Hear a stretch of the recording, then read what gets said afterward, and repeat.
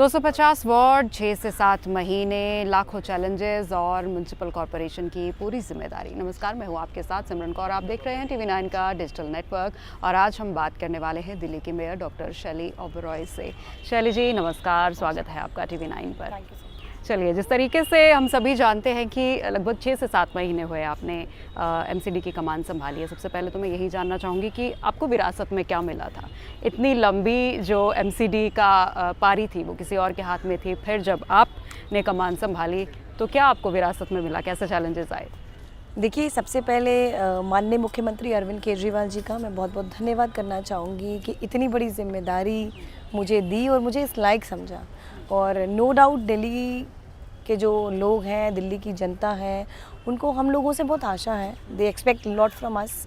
आम आदमी पार्टी से बहुत एक्सपेक्टेशंस हैं। माननीय मुख्यमंत्री अरविंद केजरीवाल जी के साथ जो उनका मॉडल है, गुड गवर्नेंस मॉडल, जो दिल्ली सरकार में हमने इतना अच्छा मॉडल दिया, एजुकेशन मॉडल दिया, हेल्थ मॉडल दिया और फ्री बिजली, फ्री पानी और तमाम ऐसी पॉलिसीज़ हमने दी, उसको पसंद करने के बाद मैं बहुत बहुत शुक्रिया करना चाहूँगी दिल्ली की जनता का कि अब नगर निगम में हम लोगों को मौका दिया। और रही बात MCD में जो विरासत की, तो MCD में अगर अच्छे काम हुए होते तो मुझे लगता है कहीं ना कहीं भारतीय जनता पार्टी को दिल्ली की जनता ने नगर निगम से बाहर नहीं किया होता। और अब मौका मिला है और चैलेंजेस भी हैं और कुछ समय से जो नगर निगम है फाइनेंशियल क्रंचेस से भी गुजर रहा है। तो मतलब वो डेब्ट्स जो हैं वो आपको विरासत में मिले जी। और साथ ही दिल्ली सरकार में भी हम आम आदमी पार्टी है और नगर निगम में भी आम आदमी पार्टी है। तो अब दिल्ली सरकार के सहयोग से माननीय मुख्यमंत्री अरविंद केजरीवाल जी के नेतृत्व में हम नगर निगम में एक बेहतरीन वैसा ही मॉडल जो दिल्ली सरकार में लाया गया उसको लाने की हमारी शुरुआत हो भी चुकी है। और आने वाले 2-3 साल में आप बहुत बड़ा बदलाव एक नगर निगम में पाएंगे। जी, चलिए, ब्लूप्रिंट के बारे में पूछेंगे। आपने कहा कि शुरुआत हो गई है कि जो दिल्ली गवर्नेंस मॉडल है वही MCD में लागू किया जाए। क्या ब्लूप्रिंट है? और सफाई को लेकर MCD की तरफ से बड़े बड़े दावे किए जाते हैं क्योंकि बहुत बड़ा चैलेंज दिल्ली में सफाई का है। MCD के पास जो आता है उसको टैकल करने के लिए क्या स्टेप्स उठाए जा रहे हैं? देखिए, नगर निगम की सबसे बड़ी जिम्मेदारी है साफ़ सफाई। और साफ़ सफाई को जो देखा जाए, साफ़ सफाई की व्यवस्था को देखा जाए तो पहले के मामले में अब ज़्यादा दुरुस्त है। अब अगर आप अब देखें दिल्ली की सड़कों को, दिल्ली के फुटपाथ को, हमने पहले से बेहतर तरीके से साफ़ सफाई की व्यवस्था को कर दिया है। और अभी पिछले ही महीने माननीय मुख्यमंत्री अरविंद केजरीवाल जी के नेतृत्व में हमने एक मेगा सफाई अभियान शुरू किया था, अब दिल्ली होगी साफ। और उसके अंतर्गत 3000 लोगों की टीम बनाई गई, जिसमें हमारा हर पार्षद, हर विधायक, तमाम नगर निगम के कर्मचारी, अधिकारी, हमारे वॉलंटियर्स, सब ने मिलकर हर वार्ड का जिम्मा उठाया है। और मैं स्वयं खुद, हमारे डिप्टी मेयर, हमारे नेता सदन, हम लोगों ने वार्ड में जाकर, गली गली में जाकर उस सफाई अभियान की शुरुआत करी। और खुद हम लोग वार्ड विजिट पे जाते हैं और कई कई जगह हमने सफाई भी अपने हाथों से करी ताकि जनता में ये जागरूकता पैदा हो कि दिल्ली हमारा अपना शहर है और उसको साफ सुथरा रखने का, खूबसूरत बनाने की जिम्मेदारी भी हमारी है। और साथ ही नगर निगम की एक ऐप है, ऐप 311। और ये ऐप कोई नई नहीं है, ऐप पुरानी थी, बट देखिए नगर निगम में अधिकारी भी वही है, रिसोर्सेज भी वही है, इंफ्रास्ट्रक्चर भी वही है, दिल्ली की जनता भी वही है और दिल्ली भी वही है।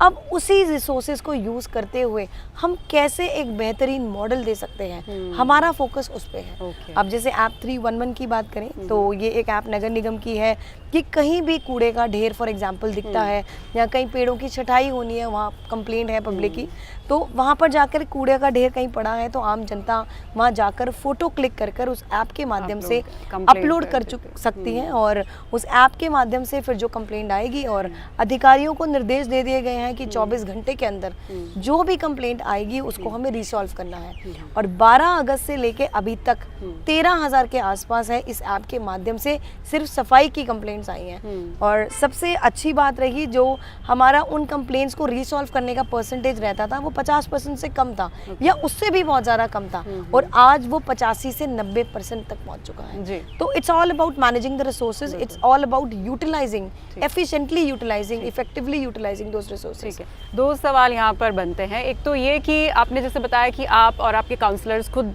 ग्राउंड लेवल पर जाते हैं, अपने हाथों से सफाई करते हैं। लेकिन मुझे लगता है कि जनता में अवेयरनेस फैलाने की अभी भी बहुत ज़रूरत है, क्योंकि वो बेशक शिकायत कर देते हैं, बेशक एमसीडी की गाड़ियाँ आती हैं, सफाई हो जाती है, अगले दिन फिर वही डस्टबिन के बाहर लोग कूड़ा फेंकने लग जाते हैं। तो उसके लिए अवेयरनेस के लिए कोई प्रोग्राम चलाने की ज़रूरत है या कोई मुहिम चलाने की ज़रूरत आप महसूस करती हैं? देखिए, अभी एक तो अब दिल्ली होगी साफ, जो हमारा सफाई अभियान है वो एक तरह से अवेयरनेस कैंप है, जागरूकता प्रोग्राम है हमारा। साथ ही अभी हमने 2 महीने पहले हर वार्ड में जा के नगर निगम ने, डीसीज ने जा के आरडब्ल्यूएस के साथ मीटिंग्स करी थी, जहाँ पर आरडब्ल्यूएस के साथ 1-to-1 मीटिंग करके हमने उनको प्लास्टिक वेस्ट के बारे में समझाया था कि कैसे प्लास्टिक हमारी एनवायरनमेंट के लिए हार्मफुल है, हमें प्लास्टिक को बैन करना चाहिए। तो दिल्ली की जनता में जागरूकता बहुत ज़रूरी है। नगर निगम अपनी जिम्मेदारी निभाएगा, अधिकारी अपनी जिम्मेदारी निभाएगा, कर्मचारी अपनी जिम्मेदारी निभाएंगे, पर जो जिम्मेदारी दिल्ली की जनता की बनती है वो दिल्ली की जनता को निभानी होगी, क्योंकि आम एक प्रैक्टिस सी बन गई है कि घर से जब कोई बाहर जाता है, हालांकि हमारी एजेंसीज हैं, डोर टू डोर कूड़ा हमारा उठाया जाता है, हर घर से गाड़ी आती है कूड़ा उठाने वाली, बट एक जनरल प्रैक्टिस कई बार देखने को मिला है कि कई बार आदत है घर से बाहर निकलने वक्त कूड़े का लिफाफा उठाया, कहीं एक कोने पे फेंक दिया, वो एक वनरेबल गार्बेज पॉइंट बन जाता है। तो मुझे लगता है इसको ख़त्म करना पड़ेगा और दिल्ली की जनता को ये समझना पड़ेगा कि कूड़ा हमें सड़क पर नहीं फेंकना। तो क्योंकि मुझे लगता है हम बाहर की बात करते हैं, हम यूरोप की बात करते हैं, लंदन, न्यूयॉर्क और ऐसे बाहर के विदेशों की, बड़े बड़े शहरों की बात करते हैं कि कितने साफ है, पर जिम्मेदारी हमारी भी है। तो नगर निगम अपनी जिम्मेदारी निभाएगा। दिल्ली की जनता को हम आश्वासन देते हैं कि नगर निगम की ड्यूटी है वो निभाएंगे, कर्मचारी करेंगे, बट जनता को भी हमारा साथ देना। बिल्कुल, साथ कंधे से कंधा मिलाकर साथ में चलना होगा तभी, क्योंकि आप दिल्ली में रहते हैं, साफ सफाई जहाँ एमसीडी के जिम्मे आती है उतनी ही आपके भी जिम्मे आती है। तो ये आपकी भी जिम्मेदारी है कि आपके आसपास में कहीं कचरा आपको नहीं फैलाना है और किसी को फैलाने भी नहीं देना है। दूसरा सवाल मेरा शैली जी इसी के रिगार्डिंग ये था कि जनरली हम लोग ट्वीट्स में देखते हैं कि लोग कहते हैं कि जो एरिया साफ कर दिए गए हैं उनकी बढ़ाई की जाती है, लेकिन जहाँ पर ज़रूरत है काम करने की उनको इग्नोर किया जा रहा है। तो जनरली अभी आपको 6 से 7 महीने हुए हैं, बहुत सारे पॉइंट्स जो ऐसे हैं अभी छूट गए हैं, बहुत सारे एरियाज़ जो ऐसे हैं अभी जिन पर काम हो रहा है या शुरू करना है अभी, उनको किस तरीके से टैकल करेंगे ताकि लोगों की जो नाराज़गी है वो दूर हो जाए?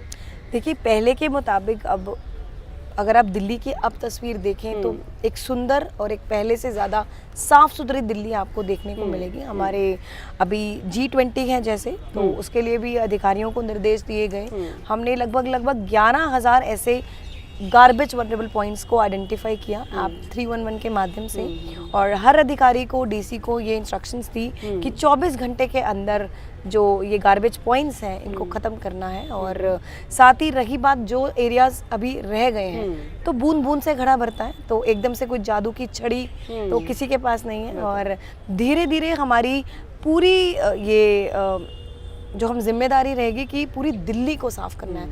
हमें दिल्ली का कोई कोना, दिल्ली के हर वार्ड में, दिल्ली की हर गली और हर बैकलेन को साफ करना है। तो धीरे धीरे हम लोग इस पर काम कर रहे हैं और साथ ही साथ बस जो दिल्ली की जनता से मेरी अपील है उस पर हमें काम करने की जरूरत है। बिल्कुल, तो ये जो शिकायतें आप ट्वीट कर करके बताते हैं कि यहाँ की फ़ोटो खींचे वहाँ गार्बेज पड़ा है, वो आश्वासन अब डॉक्टर शैली ओबरॉय जी ने दिया है कि काम शुरू हो चुका है। आप भी साथ दीजिए, क्योंकि दिल्ली को साफ करना जितनी एमसीडी की जिम्मेदारी है उतनी ही लोकल नागरिकों की भी है। अब बात करते हैं एमसीडी कर्मचारियों की सैलरी की। 25-30 साल के बाद पहली बार ऐसा हुआ कि एमसीडी के कर्मचारियों की सैलरी 1 तारीख को आने लगी। बड़ा समागम हुआ तालकटोरा स्टेडियम में और सीएम केजरीवाल जी ने इसकी शुरुआत की है। बड़ा सवाल उठता है कि फंड्स कहाँ से आए, फंड्स कहाँ से आए। आज मैं चाहती हूँ आप बताइए कि कैसे मैनेज हुआ, ये फंड्स कहाँ से आए और कैसे आपने पूरा स्टेप बाय स्टेप इसको 6 महीने में रिजॉल्व कर दिया कि जो सैलरी एमसीडी के कर्मचारियों की कभी पिछले 25-30 सालों में 1 तारीख को नहीं आई थी, वो 1 तारीख को आने लग गई। देखिए, कर्मचारी हमेशा से अपनी मांगों के लिए जूझते रहे हैं पिछले 15 साल से। कभी सैलरी की मांग रही, कभी पेंशन की मांग रही, कभी पक्का करने की मांग रही, और हर बार उनको अपनी मांगे रखने के लिए सिविक सेंटर के बाहर या मेयर के घर के बाहर या सीएम के घर के बाहर धरना करना पड़ा। तो मुझे लगता है हमें कभी ऐसा सोचा नहीं गया कर्मचारियों के हितों के बारे में। और माननीय मुख्यमंत्री अरविंद केजरीवाल जी का ये मानना है कि कर्मचारी ही रीढ़ की हड्डी है और कर्मचारियों के बिना नगर निगम कुछ भी नहीं है। अगर हम फॉर एग्जाम्पल सफाई की ही बात करें, कर्मचारियों को अगर समय से वेतन नहीं मिलेगा तो एक अंदर से काम करने का जो मोटिवेशन है वो उनको नहीं मिलेगा। पिछले 2 महीने से 1 तारीख को उनके अकाउंट में हमने वेतन दिया और बहुत ही खुशी की लहर आप देख सकते हैं कर्मचारियों में है। और पिछले महीने तो ग्रुप ए से लेके ग्रुप डी तक, मतलब अधिकारियों से लेके नीचे लेवल तक के कर्मचारियों तक को 1 तारीख को वेतन मिला था। और रही बात पैसा कहाँ से आया, देखिए फाइनेंशियल क्रंचेस एमसीडी में रहे हैं पिछले कुछ समय से और हमारा एक ही मकसद है अब कि एमसीडी को कैसे हमने इसका रेवेन्यू इंक्रीज़ करना है। हालांकि दिल्ली सरकार हर तरह से हमारे साथ है, हमें सहयोग दे रही है और फाइनेंशियल असिस्टेंस भी दे रही है, पर कब तक, हमें कभी ना कभी तो सेल्फ सस्टेन होना पड़ेगा, फाइनेंशियल इंडिपेंडेंट होना पड़ेगा। और रेवेन्यू की बात करें तो हमारा जो फर्स्ट क्वार्टर का जो रेवेन्यू था, हमारा सबसे बड़ा सोर्स ऑफ रेवेन्यू जो नगर निगम का है वो प्रॉपर्टी टैक्स का है। और इस बार जो प्रॉपर्टी टैक्स है पिछले सालों के मुताबिक बहुत ज़्यादा आया, जनता में भी जागरूकता आई, जगह जगह पार्षदों ने, अधिकारियों ने कैंप लगाए जिससे टैक्स रेवेन्यू बहुत अच्छा कलेक्ट हुआ। और धीरे धीरे जैसे ही हम रेवेन्यू के सोर्सेज को बढ़ाते जाएंगे, रेवेन्यू को इंक्रीज़ करते जाएंगे, तो वैसे ही जिस माली हालत जो नगर निगम की ख़राब चलती आ रही थी तो वो जाहिर है वो जल्दी ठीक हो। जी, अब G20 की बात कर लेते हैं। ब्यूटिफिकेशन को लेकर जो मेन पॉइंट्स है सेंट्रल दिल्ली के आसपास, उनकी जो ब्यूटिफिकेशन है, हमने भी अपने चैनल पर दिखाया था कि किस तरीके से साफ़ सफाई की गई है और प्रॉपर ट्रैक्स बनाए गए हैं, साइन बोर्ड्स लगाए गए हैं, लाइटिंग की गई है। और किसका आइडिया था और किस तरीके से कौन कौन से पॉइंट्स डेवलप किए गए हैं और आगे क्या डेवलपमेंट हो रही है?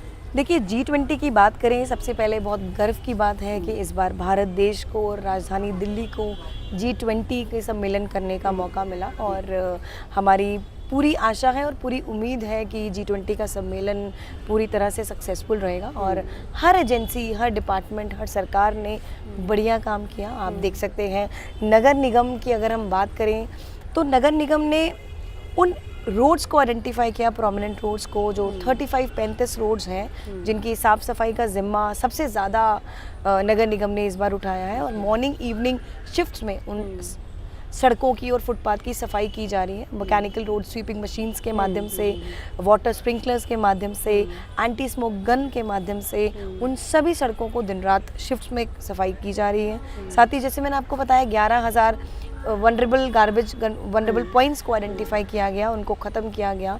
बहुत सारी ऐसी सड़कें हैं जिनका नवीनीकरण किया गया, सौंदर्यकरण किया गया। और स्पेशली उन एरियाज़ को जहाँ पर मॉन्यूमेंट, हमारे जहाँ पे हिस्टोरिकल मॉन्यूमेंट्स हैं, ऐतिहासिक जगहें हैं, जैसे कुतुब मीनार का इलाका है, लाल किले का इलाका है, जामा मस्जिद का इलाका है, पुरानी दिल्ली की गलियाँ हैं, चांदनी चौक है, दिल्ली 6 है, मिर्ज़ा गालिब की हवेली है। और आज देख सकते हैं हम टाउन हॉल के बैठे हैं उसके पास। और इन सभी इलाकों में जो नगर निगम का ज़्यादा जोर रहा है सफाई व्यवस्था को दुरुस्त करने का, ब्यूटिफिकेशन का।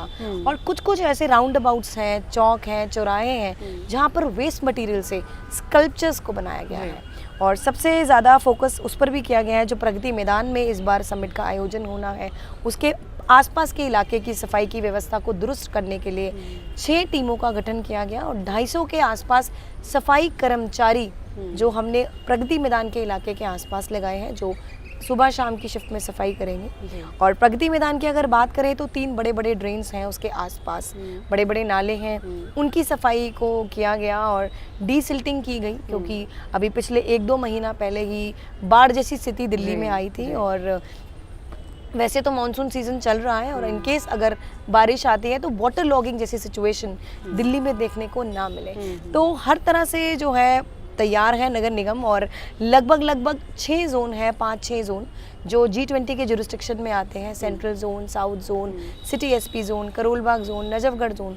इन 5-6 जोन में लगभग 12,000 के आसपास सैनिटेशन वर्कर्स और इंजीनियरिंग डिपार्टमेंट के ऑफिसर्स को डिप्लॉय किया गया है। चलिए, तो बहुत अच्छी बात है, क्योंकि आपने कहा कि बहुत गर्व की बात है वाकई में इस बार हिंदुस्तान में और दिल्ली में G20 समिट होने जा रहा है, तो ये हमारे लिए बहुत ही गर्व की बात है। लेकिन एक सवाल मेरा ये भी, जो आपने बताया कि इतना एफर्ट जो G20 के मद्देनजर डाला गया है पॉइंट्स आइडेंटिफाई करके, क्या ये G20 के बाद भी लागू रहेगा? ऐसे ही सफाइयाँ की जाएंगी, डिसिल्टिंग की जाएगी और ख्याल रखा जाएगा कि जो बाढ़ की स्थिति अब बनी वो आगे ना बने?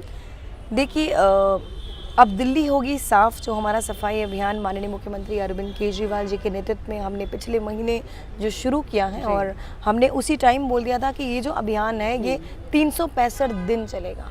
तो जाहिर सी बात है, जो तैयारियां G20 को मद्देनज़र रखते हुए की गई हैं, ये सिर्फ G20 तक सीमित नहीं है। हमारा सफाई अभियान वैसे का वैसे ही पूरा हर साल चलेगा, हर दिन चलेगा। सारे पार्षद भी सफाई अभियान में हिस्सा लेंगे, अधिकारी भी, कर्मचारी भी और हमारे विधायक भी। तो आपको जो साफ सुथरी दिल्ली, सुंदर दिल्ली जो तस्वीर अब देखने को मिल रही है, वैसे ही साफ सुथरी दिल्ली हमने आगे भी वैसे ही उसको रखना है, क्योंकि हमने दिल्ली की जनता को प्रॉमिस किया हुआ है, कमिट किया हुआ है, अपनी गारंटी में ये वादा किया हुआ है, गारंटी दी हुई है कि दिल्ली को यूरोपियन और न्यूयॉर्क, लंदन जैसी सिटी जैसा एक साफ सुथरा नंबर 1 शहर बनाना है। बिल्कुल, और बेशक मौका G20 का है, लेकिन जब हम निकलते हैं अब दिल्ली में तो दिल को एक तसल्ली मिलती है, खुशी होती है कि हमारी दिल्ली है जो जगमग हो रही है, खूबसूरत हो रही है। चलिए अब बात करते हैं डॉक्टर शैली ओबरॉय से हटकर उस शैली ओबरॉय की जो एक महिला है। तो एक महिला होने के नाते आप क्या डिफरेंस खुद को फील करती हैं कि जब एक वॉलंटियर आप थी और जैसे वो आपकी जर्नी रही और आज आप यहाँ तक पहुँची हैं, उस जर्नी के बारे में थोड़ा सा बताएं। देखिए, मुझे 10 साल से ज़्यादा हो गए हैं पार्टी में, और जब पार्टी नई बनी थी तो जाहिर सी बात है बहुत नए नए चेहरे, नए नए लोगों ने पार्टी ज्वाइन की थी, और तब मैंने as a volunteer party join की थी। और इतने साल मैंने एज अ वॉलंटियर काम किया, दिल्ली के इलेक्शंस में काम किया, पंजाब के इलेक्शंस में काम किया, और 2020 में मैंने महिला विंग की मैं प्रदेश उपाध्यक्ष बनी। मेरे को माननीय मुख्यमंत्री अरविंद केजरीवाल जी ने इतना बड़ा, वो भी इतनी बड़ी जिम्मेदारी दी थी। और सच बताऊं तो पिछले साल भी मेरा कोई प्लान नहीं था इलेक्शन लड़ने का, और मैं हमेशा से टीचिंग प्रोफेशन में रही हूँ, एजुकेशन बैकग्राउंड से हूँ, एजुकेशन सेक्टर से हूँ। मैंने एमफिल किया, नेट एग्ज़ाम दिया, और उसके बाद अपना फुल टाइम PhD किया, और हमेशा से यही सोच रही थी कि पार्टी का काम तो करेंगे, साथ साथ जो मेरा टीचिंग प्रोफेशन है उसका फुल टाइम जॉब भी करेंगे। और जब मैं महिला विंग में प्रदेश उपाध्यक्ष रही तो हमेशा से ये रूटीन रहता था कि 3 से 4 बजे तक मैं यूनिवर्सिटी में एज अ रिसर्च स्कॉलर काम करती थी, और उसके बाद महिला विंग की जो मीटिंग्स हैं 3-4 बजे के बाद मैं पार्टी ऑफिस या अलग अलग एरियाज़ की जो रिस्पॉन्सिबिलिटी थी वो करती थी। और अब एक मौका दिया माननीय मुख्यमंत्री अरविंद केजरीवाल जी का, और फॉर्चुनेटली और ऊपर वाले के आशीर्वाद से माननीय मुख्यमंत्री अरविंद केजरीवाल जी की वजह से टिकट भी मिला और जीती भी। और उसके बाद इतनी बड़ी जिम्मेदारी की मुझे उम्मीद नहीं थी, और मेरे साथ तो एक ऐसा हुआ कि सडनली एक दिन माननीय मुख्यमंत्री अरविंद केजरीवाल जी ने अपने घर बुलाया और मात्र 3 मिनट की मीटिंग में मुझे बोल दिया कि शैली, हम आपको मेयर बना रहे हैं। तो मेरे लिए तो एक तरह से बहुत बड़ा शॉकिंग न्यूज़ था। हालांकि एक डर भी होता है जब इतनी बड़ी जिम्मेदारी मिलती है, और मैंने तब माननीय मुख्यमंत्री अरविंद केजरीवाल जी को बोला कि सर, मैं तो बिल्कुल नहीं हूँ, और मैं पॉलिटिकल बैकग्राउंड से नहीं हूँ, इलेक्शन पहला है और इतनी बड़ी यूनिफिकेशन के बाद एक मेयर है, और कैसे मैं जिम्मेदारी को निभाऊंगी। तो उन्होंने सीधी एक लाइन में बोल दिया, कोई बात नहीं, आप पढ़े लिखे हो, आप सीख जाओगे कैसे करना है चीज़ों को। और बहुत बहुत धन्यवाद करना चाहूँगी, फर्स्ट टर्म में महिला सीट थी तो मुझे मौका दिया, और अब जनरल कैटेगरी में भी मुझे ही दोबारा चुना, उन्होंने दोबारा मौका दिया। और बीइंग अ महिला, बीइंग अ वुमेन, मुझे लगता है हमारी पार्टी ही एक ऐसी पार्टी है जो वुमेन एम्पावरमेंट और महिला सशक्तिकरण की तरफ एक बहुत बड़ा कदम जो हमारी पार्टी ने उठाया, मुझ पर भरोसा जताया। और नो डाउट महिलाएं आज किसी भी क्षेत्र में कम नहीं है, कुछ भी हो, एजुकेशन हो, हेल्थ सेक्टर हो, चांद पे जाने की बात हो या माउंट एवरेस्ट पे जाने की बात हो, तो महिलाएं they work more sincerely, they work more dedicatedly, और हर चीज़ को बड़ी हिम्मत से और आगे बढ़ते हुए, फैमिली को मैनेज करते हुए, क्योंकि डुअल रोल है लेडीज़ का, आप घर भी संभालते हो और अपना प्रोफेशन भी संभालते हो, तो कोशिश है कि जो जिम्मेदारी मिली है उसको बखूबी निभाओ। जी, अभी तो MCD के मेयर पद से आपने शुरुआत की है, अगले 5 साल में आप दिल्ली को कहाँ देखना चाहती हैं? देखिए, माननीय मुख्यमंत्री अरविंद केजरीवाल जी ने चुनाव से पहले 10 गारंटी कार्ड दिया था। हमने वादे करे हैं दिल्ली की जनता को, और धीरे धीरे हम एक एक वादे को शुरुआत हो चुकी है पूरा करने की। नंबर 1, साफ सफाई को, व्यवस्था को दुरुस्त रखना, जो आप देख सकते हैं उसकी शुरुआत हो चुकी है। कर्मचारियों को टाइम पर वेतन देना, उसकी शुरुआत हो चुकी है। उनको पक्का करना, उनको रेगुलराइज करना, उसकी प्रक्रिया की भी शुरुआत हो चुकी है। और हर वो काम हमने करना है। हमने स्कूलों को बढ़िया बनाना है। हमारी हमेशा से प्राथमिकता रही है कि हम एजुकेशन को एक अच्छा मॉडल दे। दिल्ली सरकार के स्कूल आज पूरे दिल्ली में नहीं पूरे भारत में या पूरी दुनिया में प्रसिद्ध हैं, एक बढ़िया एजुकेशन मॉडल। तो वैसा ही एक एजुकेशन मॉडल हम एमसीडी स्कूल्स के लिए भी ला चुके हैं ऑलरेडी। और माननीय मुख्यमंत्री अरविंद केजरीवाल जी ने ज़्यादा अभी भी फोकस एजुकेशन पर ही अभी रखा हुआ है। और सबसे इम्पॉर्टेंट है जो एमसीडी के स्कूल्स हैं वो प्राइमरी एजुकेशन देते हैं, जो 1 से लेके 5वीं तक, जो जहाँ बच्चे की नींव बनती है, बुनियाद बनती है और जहाँ सबसे ज़्यादा काम करने की ज़रूरत है। तो एमसीडी के जितने स्कूल हैं, कम से कम 1500 से ज़्यादा एमसीडी के स्कूल हैं, उन पर हम लोग काम कर रहे हैं। हमने हर स्कूल में, एमसीडी के स्कूल में जब मैं एज अ मेयर आई, बहुत सारे स्कूलों में विज़िट किया और वहाँ देखा बहुत ज़्यादा एजुकेशन पे काम करने की ज़रूरत है। बिल्डिंग्स और इंफ्रास्ट्रक्चर अच्छा नहीं है, टीचरों की कमी है, बच्चों के बैठने की व्यवस्था नहीं है, फर्नीचर की प्रॉब्लम है, सिक्योरिटी गार्ड्स नहीं है, सफाई कर्मचारी नहीं है। और अभी रिसेंटली हमने उन सब पर काम किया है और स्टैंडिंग कमेटी के गठन की वजह से कुछ चीज़ें हमारी ऑलरेडी पाइपलाइन में हैं, हम तैयार कर चुके हैं। और हाल ही में अभी हमने जो एमसीडी की प्रिंसिपल्स हैं उनको आईआईएम भेजा ट्रेनिंग के लिए। और हमारा पहला बैच आईआईएम अहमदाबाद गया, दूसरा बैच हमारा आईआईएम केरला कोझिकोड गया और अभी बाकी और आईआईएम्स के साथ भी हमारी चर्चा चल रही है। और जैसे ही बच्चे को जो फैसिलिटी स्टूडेंट को एक स्कूल में चाहिए होती है, वैसे टीचर्स को भी एक मोटिवेशन बहुत ज़रूरी है जो हो चाहिए, क्योंकि टीचर्स ही हैं जो बच्चों की ज़िंदगी संवारते हैं, अपना तन मन सब समर्पण से, निष्काम तरीके से जो बच्चों के उज्जवल भविष्य के लिए अपना समय निकालती हैं और अपनी जिम्मेदारी को समझती हैं। तो अब हम एजुकेशन के साथ साथ हम लोग ब्यूटिफिकेशन ऑफ पार्क, हमने पार्क हैं एमसीडी के बहुत सारे, हमने उनकी ब्यूटिफिकेशन की पॉलिसी भी हम लोग ले आए हैं। और हॉस्पिटल्स हैं, डिस्पेंसरीज हैं, मैटरनिटी सेंटर्स हैं, बहुत सारे ऐसे हॉस्पिटल हैं जहाँ पर हर तरह की सुविधा उपलब्ध नहीं है। तो टाइम टू टाइम मैं भी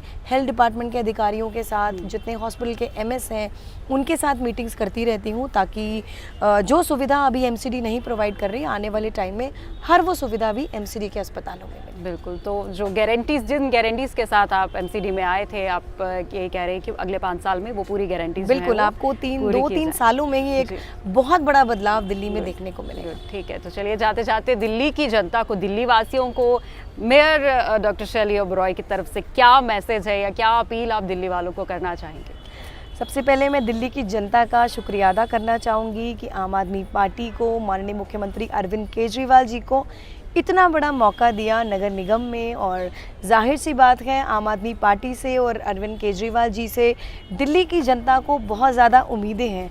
तो नगर निगम, दिल्ली सरकार, माननीय मुख्यमंत्री अरविंद केजरीवाल और मैं स्वयं, हम लोग अपनी जिम्मेदारी तो निभाएंगे ही। हमारे तमाम पार्षद हैं आज हमारे साथ, यहाँ के जो पार्षद हैं लोकल, ये पुनर्दीप साहनी जी, हमारे सादिक भाई, हमारे डीसी साहब, सब यहाँ मौजूद हैं। सभी पार्षद, विधायक अपनी जिम्मेदारी समझेंगे। बट दिल्ली की जनता से मैं ये उम्मीद करती हूँ, मैं आशा करती हूँ और अपील करती हूँ कि दिल्ली हमारा अपना शहर है, दिल्ली दिल वालों की है, उसको साफ रखने की जिम्मेदारी हम सब मिलकर हमें ही करनी है। और आप सब हमारा साथ दें ताकि हम कंधे से कंधा मिलाकर जो हमने एक सपना देखा है, एक सुंदर और साफ़ सुथरी दिल्ली बनाने का, उस सपने को हम सब मिलकर पूरा करें। थैंक यू सो मच, बहुत बहुत धन्यवाद।